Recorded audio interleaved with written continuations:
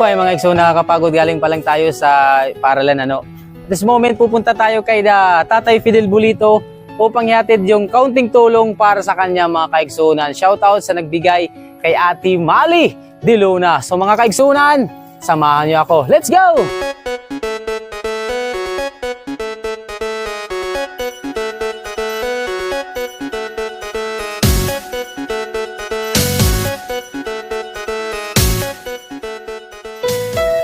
Mabuti.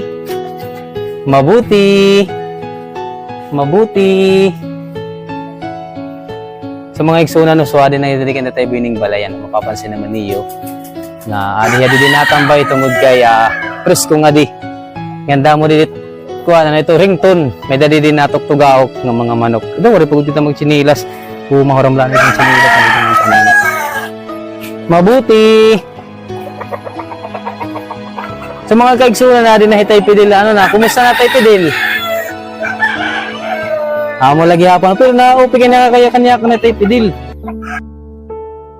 Okay, ma-open nga kulop mga kaigsunan, yan nakaupod na naton, Tatay Fidel, and of course, naniyabog ko, Tatay Buining Bulito. So, ma-open nga kulop, Tay Fidel, guwapo man lagi hap, guwapo. Ayun. So, namumumusta, no, Ate Mali de Luna.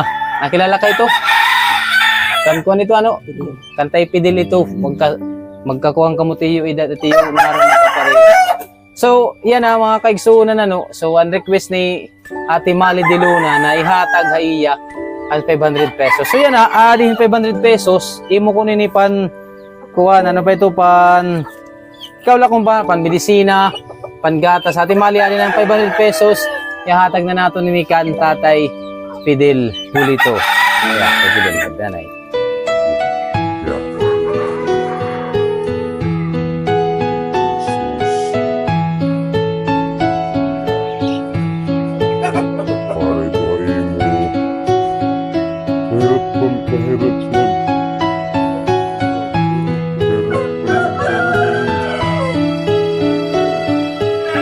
Wow.